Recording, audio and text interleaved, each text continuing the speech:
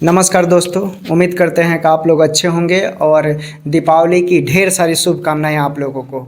और जो supreme court का एक जजमेंट लेकर और बीटीएससी ने जो रिजल्ट दिया है वो काफ़ी मतलब इतना मददगार है कि जितने भी लोग परीक्षाएं पास किए हैं उनके लिए बहुत ही सोने पे सुहागा है। ठीक है, और यही होगा आपको, क्योंकि अभी बिहार पंचायती राज विभाग का, ठीक है ना, बिहार पंचायती राज का एक सुप्रीम कोर्ट में एसएलपीए गया था बहुत पहले 2022। पटना हाई कोर्ट के रीट को वो लोग सुप्रीम कोर्ट में एसएलपीए किया और उसमें भी वैसे कैंडिडेट हैं जो डायरेक्ट पटना हाई कोर्ट में क्या थे, पिटिशनर थे, और वो वहाँ पे पिटिशनर बने हैं। जो रूल तो यही है कि जो पटना हाई कोर्ट में जो पिटिशनर होते हैं वही सुप्रीम कोर्ट में एसएलपीए बनेंगे। लेकिन हमारे पास भारतीय संविधान का जो आर्टिकल 32 है उसमें 5 रीट मिलते हैं। आम नागरिक, भारत के जितने भी आम नागरिक हैं सभी को 5 तरह का रीट मिलते हैं।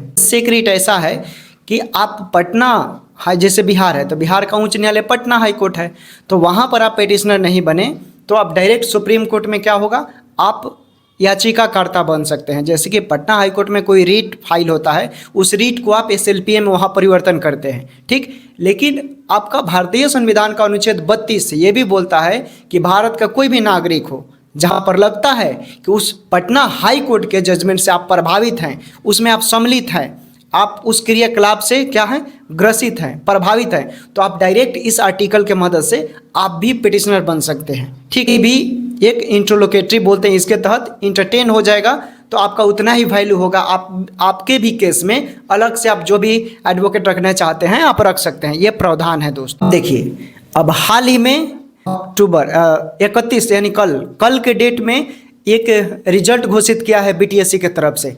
ये जो रिजल्ट घोषित किया गया है ना, काफ़ी मतलब सबको सनसनी कर दिया है। कई लोग जो दावा घोषित कर रहे थे उसमें कि जो एक्सपीरियंस वाले हैं उनको ज़्यादा प्रिविलेज मिलेगा, जो फ्रेशर कैंडिडेट हैं उनको प्रिविलेज ज़्यादा नहीं मिलेगा, मतलब ये दावा कर रहे थे लोग। लेकिन बीटीएससी ने सुप्रीम कोर्ट के फैसले के साथ अपना रिजल्ट घोषित कर दिया है, फाइनल मेरिट लिस्ट तैयार कर दिया है। ठीक है, दुर्भाग्य कई लोगों को तकलीफ भी हुआ और कई लोग खुशी भी आज मना रहे हैं जिनका रिजल्ट हो गया है। चूँकि रिजल्ट इस तौर पे हुआ है उसमें कि वैसे कैंडिडेट सिर्फ क्वालिफाई, अब उसमें समझ लीजिए 1200 समथिंग पोस्ट था, 1200 समथिंग वैकेंसी था और कैंडिडेटों की संख्या लगभग समझ लीजिए कि 70-75 हज़ार लोग थे। ठीक है, और अगर आप एक्सपीरियंस वाले को मिला दीजिए तो और 7-8 हज़ार मिला दीजिए, लगभग 1 लाख मान कर चलिए, ठीक ना। इतने लोगों ने फॉर्म अप्लाई किया और उसमें से क्वालिफाई मार्क्स जो रखा गया था उसके अकॉर्डिंग फिर फाइनल मेरिट लिस्ट तैयार किया गया। तो उसमें जो कॉन्ट्रैक्ट बेसिस वाले हैं, जो पहले से कार्यरत हैं, वो भी पास हुए हैं, उनको भी रखा, उनका भी मेरिट तैयार हो गया। और जो फ्रेशर हैं वो भी जो क्वालिफाइंग मार्क्स था उसको पार कर गए, उनको भी रखा। हालांकि जो पहला स्कोर कार्ड निकला था वो सब लोग उसमें क्वालिफाई ही थे, लेकिन ये फाइनल मेरिट लिस्ट में थोड़ा कट ऑफ ज़्यादा गया है, इसलिए कट ऑफ जो है आवश्यकता से ज़्यादा थोड़ा बढ़ गया, इसलिए कई लोगों का उसमें चयन भी नहीं हुआ है। लेकिन यहाँ पर जो कंक्लूजन निकलता है इस केस में कि भाई बिहार तकनीकी सेवा आयोग को लेकर एएनएम का जो केस है 10,709 पोस्ट, उसमें इससे कैसे बेनिफिट मिलेगा, तो उसमें बेनिफिट इसलिए मिलेगा क्योंकि इस केस में आपको 2017 नियम का जीत हुआ है। इस केस में सुप्रीम कोर्ट में 2017 नियम के साथ जीत हुआ है और इस नियम के अकॉर्डिंग समझ लीजिए कि संविदा वाले भी पास हैं और फ्रेशर भी पास हैं, तो दोनों को मिलाकर रिजल्ट दे दिया। जितने लोग पास हुए हैं, जितने लोग क्वालिफाई किए हैं, उनको दिया है। अब देखिए, इसमें एक चीज़ है कि भाई बीटीएससी बिहार तकनीकी सेवा आयोग का जो एएनएम का केस है, इसमें संविदा वाले भी 1200 समथिंग लोग पास हैं और 8,791 या 92 लगभग कैंडिडेट क्या है, ये भी क्वालिफाई हैं। तो 8,791 यानी 8800 ये मान लीजिए और 1200 समथिंग ये मिलाकर, यानी जितना भी होगा, यानी जितने भी लोग इसमें क्वालिफाई किए हैं, और हो सकता है कि कट ऑफ जो एक्सपीरियंस वाले होंगे उनको थोड़ा प्रिविलेज ज़्यादा मिले, लेकिन कट ऑफ थोड़ा 2 नंबर 4 नंबर इधर हो सकता है, क्योंकि जैसे कि डिग्री डिप्लोमा में हुआ है। हालांकि जिनका स्कोर अच्छा है 45, 44, 50 प्लस उन लोगों को आसानी से फाइनल मेरिट लिस्ट में नाम घोषित कर दिया गया है और अच्छा खासा उनका रिजल्ट भी बन गया है, ठीक है, स्कोर के साथ भी। तो वैसे भी इसमें भी है। तो फाइनल कंक्लूजन यही निकलता है कि जो लोग भी क्वालिफाई हैं, चाहे वो संविदा हो चाहे वो फ्रेशर हो, उनको आयोग घोषित अब नहीं किया जाएगा। ये सुप्रीम कोर्ट का जजमेंट इस केस के अकॉर्डिंग बता रहा है, ठीक। तो ये था, क्लियर करना था, ठीक है।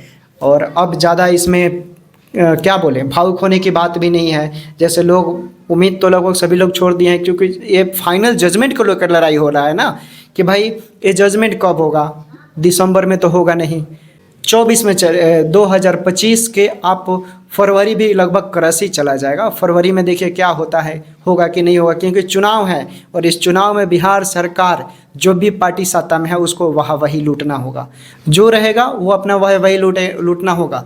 और इसमें देखिए कुछ लोग क्या बोल रहे थे कि तेजस्वी यादव के वजह से 32,000 समथिंग लोगों का कैरियर बर्बाद हो गया।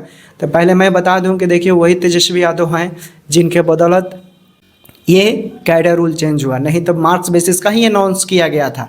वही तेजस्वी यादव हैं जिन्होंने बोला कि नहीं, हमें क्वालिटी वाले स्टूडेंट चाहिए, ठीक है, ऐसे तो हमें कोई नहीं मिल पाएगा, मार्क्स बेसिस पर हम किसी को जजमेंट नहीं कर पाएंगे। तो तेजस्वी यादव हैं जिन्होंने एग्ज़ाम का कैडर रूल 2023 जो लागू किया कि हमें ऐसे ऐसे स्टूडेंट चाहिए, उनका योगदान है। आप अच्छा से थोड़ा सा देख लीजिए, हिस्ट्री पलट कर आपको मालूम चल जाएगा, ठीक है। सच्चाई जो है वही बोलना चाहिए। और बाकी ये चीज़ें था, ठीक है। दिवाली आप लोग मनाइए अच्छा से, ठीक है। दिवाली हम लोग भी इसलिए मनाते हैं कि उस दिन एक पॉजिटिव एनर्जी मिलती है, ज्ञान का विकास होता है, अच्छे अच्छे चीज़ों के बाद बुद्धि का विकास हो, ठीक है, माइंड का डेवलप हो, इसलिए हम लोग दीपावली मनाते हैं। गौतम बुद्ध का जो स्टेटमेंट है उसके बदौलत, ठीक। तो ये सब चीज़ें हैं। बाकी पॉजिटिव रहिए, आपका जो भी जजमेंट आएगा वो पॉजिटिव आएगा, संविदा के पक्ष में भी और क्वालिफाई के पक्ष में भी। यानी जितने लोग क्वालिफाई हैं उनको यहाँ पर उसके रिगार्डिंग प्रिविलेज मिलेगा। सुप्रीम कोर्ट का ये फैसला बता रहा है, चाहे बीटीएस जेई लीजिए, डिग्री डिप्लोमा, ये दो चीज़ें तो भाई इसमें क्लियर हो गया। और जो मतलब कंप्लीटली पास हो गए हैं, क्वालिफाई हो गए, उनको बाहर नहीं किया गया है। तो रिजल्ट है, ठीक है, इस रिजल्ट से क्लियर हो गया। तो बस ये सब चीज़ें हैं दोस्तों, और अच्छा है भाई, आपने मेहनत के रिगार्डिंग आपने एग्ज़ाम पास किया है। देखिए इतिहास गवाह है, भले शुरुआत में आपको बहुत सारी समस्याओं को सामना करना पड़ता है, हार जाता है इंसान, भावुक हो जाता है, कई लोग निगेटिव ऊर्जा के साथ आपके साथ डिस्कशन करेंगे, कमेंट करेंगे, कई तरह आपके फेस ये सब चीज़ों को सामना करना पड़ता है। लेकिन आप पॉजिटिव एनर्जी के साथ बने रहेंगे ना, तो पॉजिटिव ही होगा। आप दिमाग में फिट कर लीजिएगा कि आप जैसा सोचेंगे वैसा बनेंगे, ठीक है। साइकोलॉजी भी बताता है और डब्ल्यू हेल्थ ऑर्गेनाइजेशन इसने भी पुष्टि किया है 100 लोगों पर यह सर्च कर कि आप जैसा होंगे वैसा बनेंगे, ठीक, जैसा सोचेंगे वैसा बनेंगे। तो ये सब चीज़ें हैं। बाकी आप इस रिजल्ट से बहुत बेनिफिट आपको मिलने वाला, okay. Take care, bye bye, अपना ख्याल रखें और अच्छा से दिवाली मनाइए। Take care, bye bye.